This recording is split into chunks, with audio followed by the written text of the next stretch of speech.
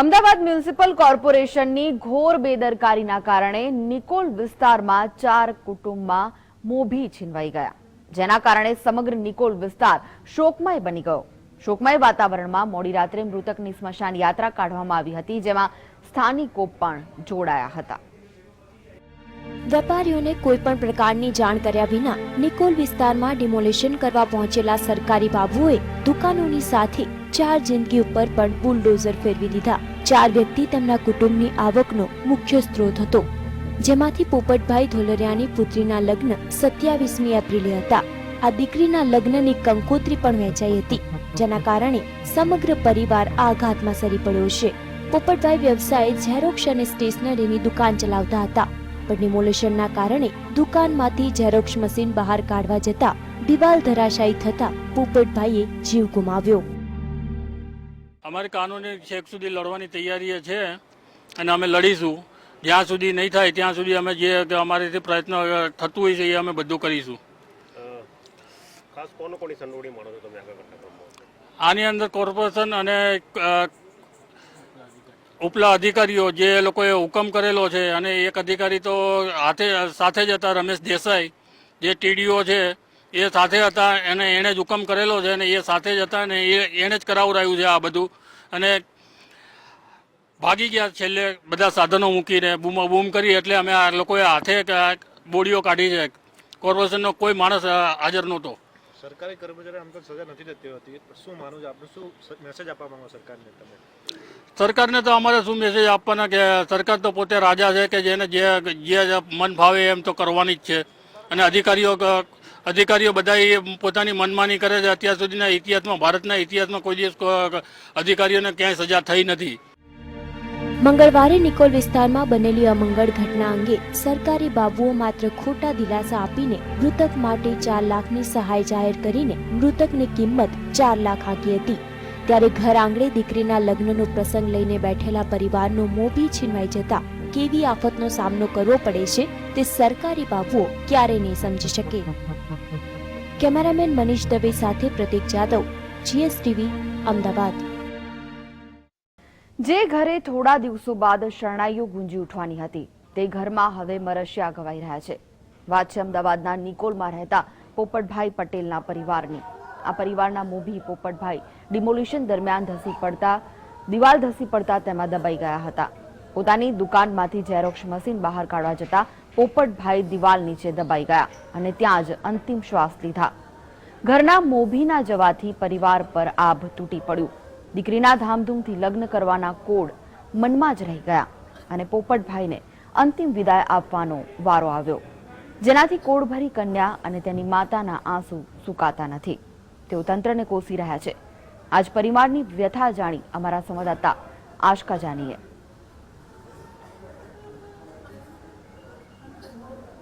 તો દુકાનમાંથી તેઓ ઝેરોક્સ મશીન કાઢવા ગયા અને દિવાલ ધસી પડતા તેઓ અંદર દબાઈ ગયા હતા અને ત્યાં જ તેમણે અંતિમ શ્વાસ લીધા. ઘરના મોભીની આમ વિદાય થતા પરિવારજનો પણ આબ તૂટી પડ્યું છે. તેમની દીકરીના લગ્ન હતા અને તે પહેલા જ પોપટભાઈએ વિદાય લઈ લીધી છે.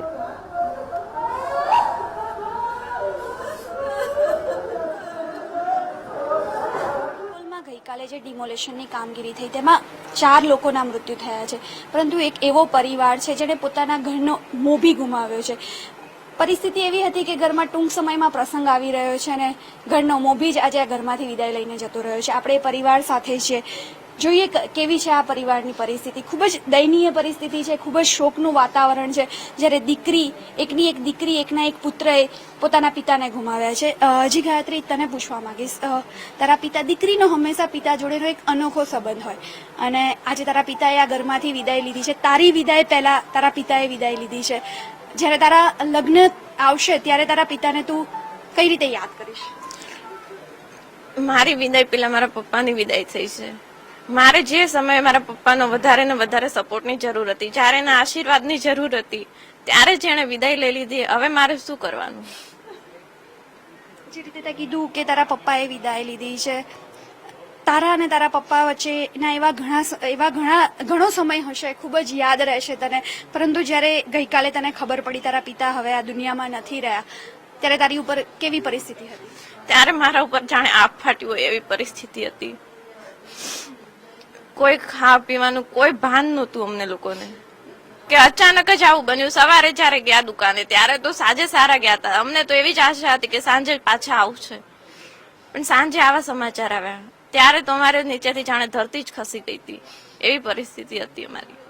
ગાયત્રી, બીજું એક પૂછીશ કે તારી વિદાય અને જે આંસુ તારી વિદાય માટે તે રાખ્યા હતા એ આજે તારા પપ્પાની વિદાય માટે વપરાઈ રહ્યા છે. આ આંસુ અને પિતાએ તારી પાસે નથી રહ્યા. હવે આગામી સમયમાં તારે આ પરિવારને સાચવવાનો છે, કેવી તારી કામગીરી? હું આ પરિવારને સાચવવાની ટ્રાય તો કરીશ, પણ મારી પણ આ વિદાય કરવાની છે, મારી વિદાય થવાની છે. સામેવાળા સપોર્ટ આપે ના આપે એ ઉપર ડિપેન્ડ કરે છે. હવે તો હું કેટલું સપોર્ટ કરી શકું? આ ઘરનો પૂરેપૂરી જવાબદારી હવે ભાઈ ઉપર બને છે, જે હજી ભણી રહ્યો છે, અને ઘરના મોભી તો મારા પપ્પા જ હતા, કે જે એક જ કમાતા હતા, અને બધું અમે લોકો ટોટલી એને ઉપર ડિપેન્ડ કરતા હતા. જે રીતે વાત કરીએ, ઘરના મોભી હતા અને ખૂબ જ નાની ઉંમરમાં એમણે તમારા વચ્ચેથી વિદાય લઈ લીધી છે. 2 બાળકોની જવાબદારી, ઘરની જવાબદારી તમે એકલા હાથે કઈ રીતે આને કરશો અને કઈ રીતે તમે આખી આ પરિસ્થિતિ જોઈ રહ્યા છો? મારી તો કોઈ હિંમત જ નથી કઈ કામ કરવાની, કે મને કશી ખબર નથી પડતી. હું તો અભણ છું, જે કઈ કરતા એ જ કરતા. અમારે તો આમ ધરતી આ ફાટી ગયો છે માથે, એવું થયું છે. આ છોકરાઓને જોઈને હું કેમ એને હાચવીશ, કેમ રહીશ? કમાનારી એક જ હતા ને અમારો ધંધો પણ આવ નાનો એવો હતો, રોજે રોજ નું આવે, રોજે રોજ ખાતા હતા એવું હતું. અત્યારે અમારી પરિસ્થિતિ કેવી, હવે કોણ જવાબદાર છે એનું? આ દીકરીના લગ્ન માથે છે તો એ પણ કેમ અમારે કરવું એ જોવાનું છે, અને દીકરો તો હજી ભણે છે. જે રીતે વાત કરીએ કે ગાયત્રીના પિતાએ આખું જીવનની જે મૂડી હતી એ ગાયત્રીના લગ્ન માટે રાખી હતી, અને તેમના એ લગ્ન આવે એ પહેલા જ એમણે વિદાય લઈ લીધી છે. હવે જે પરિસ્થિતિ છે ખૂબ જ દયનીય હશે આ પરિવારની. ગાયત્રીના પિતા નથી, તમામ જવાબદારી તમારા માથે છે. સરકાર માટે તમને શું લાગી રહ્યું છે? સરકાર જોડે તમારી શું માંગણી છે? કેવા પ્રકારનો ન્યાય મળવો જોઈએ? સરકાર તેમ કે છે 4 લાખ રૂપિયા આપે. 4 લાખમાં થોડો માણસ પાછો આવવાનો છે? 4 લાખમાં આખી જિંદગી થોડી ચાલવાની છે અમારી? 4 લાખ રૂપિયા તો 4 લાખમાં તો ખાલી 2 મહિનાનું કરિયાણું નથી આવતું અત્યારે આ મોંઘવારીમાં. તો અંકિતભાઈ, જે રીતે તમે કહી રહ્યા છો, આખા આ ઘટનામાં તમે તમારા 3 વ્યક્તિઓને ગુમાવ્યા છે. એક છે તમારા પિત્ર અને 2 તમારા પરમ મિત્ર, જે તમારા ભાઈથી પણ વધુ હતા. શું આખી ઘટના હતી? કઈ રીતે એ લોકો એમની સાથે હતા અને અત્યારે એ લોકોની શું સ્થિતિ છે? મારા પપ્પા, મારા મામાએ મને ફોન કર્યો. હું હતો લાંભા, દવા લેવા ગયો હતો. દવા ત્યાં કરતો તો મામાનો ફોન આવ્યો કે સામાન ફેરવવાનો છે. મેં કહ્યું હું તો નહીં આવી શકું, પણ મારા મિત્રોને 2-3 ને મોકલું છું. તો મેં એમને ફોન કર્યો. મારો મિત્ર મારા ભાઈ કરતા બી બહુ મોટો છે, મારા બાપ સમાન હતો એ મારો મિત્ર, જેને અડધી રાત્રે બી ફોન કરું તો મારી ઘરે ઉભા પગે ઉભો રહે. તે તરત ગયો ત્યાં અને સામાન ફેરવતા હતા, અને અમે મ્યુનિસિપાલિટીને વિનંતી કરી કે અમને 15 મિનિટનો ટાઈમ આપો, અમે સામાન કાઢી લઈએ. તે લોકો કઈ આનાનો જવાબ આપ્યો ને ડાયરેક્ટ બુલડોઝર ફેરવી દીધું. સામાન કાઢતા આખી દિવાલ પડી ગઈ. દિવાલમાં મારા પિતાજી, મારો ભાઈ જેવો મિત્ર અને બીજા 2-3 જણા જ્યાં ડટાઈ ગયા હતા, અને એ લોકોને હેલ્પની જગ્યાએ એ લોકો ભાગી ગયા મ્યુનિસિપાલિટી વાળા બહાર કાઢવાની જગ્યાએ. જયારે એ લોકોને મારા મામાએ અને આજુબાજુની પબ્લિકે બધા ખસેડીને બહાર કાઢ્યા અને હોસ્પિટલ ભેગા કર્યા એ લોકોને.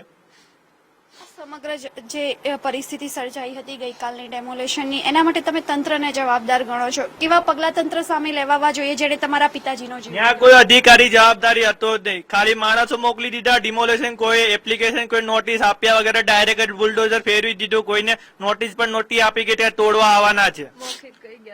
ખાલી મૌખિક કહી ગયા એમ થોડું ચાલે. નોટિસ આપવી જોઈએ 1 દિવસ અગાઉ તમારે, કે તમારે કાલે ડિમોલેશન આવશે, આ નોટિસ છે આ તારીખે. એ લોકો કઈ આપ્યું પણ નહીં, અને 10 મિનિટનો ટાઈમ માંગ્યો તો એ લોકોને 10 મિનિટનો ટાઈમ આપવાનો પણ જવાબદારી નહોતી. એ કે હવે કશું ના થાય, હવે બુલડોઝર ચાલુ છે બંધ ના થાય. 10 મિનિટના સમયમાં 5 જણાના મોત થઈ ગયા, 4 જણાના.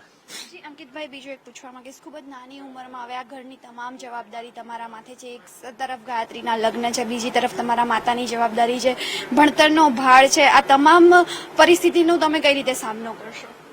એ તો સરકાર જ જવાબદાર છે. સરકાર શું કરે છે એ એની ઉપર આધાર છે. જીગાયત્રી, તને પૂછવા માંગીશ કે તારા પિતાની વિદાય થઈ ગઈ છે, હવે આ ઘરની પરિસ્થિતિ પણ તને ખબર છે, તારા લગ્ન પણ ટૂંક સમયમાં છે, તો આ સમગ્ર આજથી તારા લગ્નની તારીખ સુધીનો જે પરિસ્થિતિ છે એનો કઈ રીતે તું સામનો કરીશ? આ પરિસ્થિતિનો સામનો કરવો તો અમારા માટે બહુ જ અઘરો છે. ભગવાનને એટલી જ પ્રાર્થના કે આ પરિસ્થિતિનો સામનો કરવાની અમને હિંમત આપે.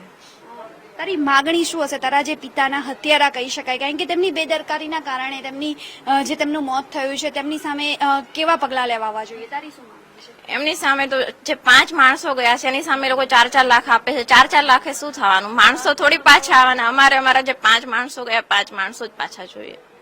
પરંતુ જે અધિકારીઓ જવાબદાર છે એમની સામે કેવા પગલાં લેવા જોઈએ? એમને પણ સજા થવી જોઈએ એવી તારી માંગણી? હા, એમને સજા થવી જ જોઈએ, કેમ કે કોઈ પણ ઓથોરાઇઝ પર્સન ત્યાં હાજર હતા જ નહીં કે જેમણે ત્યાં હાજર રહીને કાર્યવાહી કરાવવી જોઈએ. જ્યારે એ લોકોએ અને પહેલી વાત તો એ કે કોઈ માણસ ત્યાં ના હોવું જોઈએ. એ લોકોએ પહેલા ટોટલી કમ્પ્લીટ રસ્તા બંધ કરાવવા જોઈએ. કોઈ માણસ ત્યાં નથી એ ચેક કરવું જોઈએ, કાળજીપૂર્વક કામ કરવું જોઈએ. જ્યાં તંત્રની બેદરકારી છે.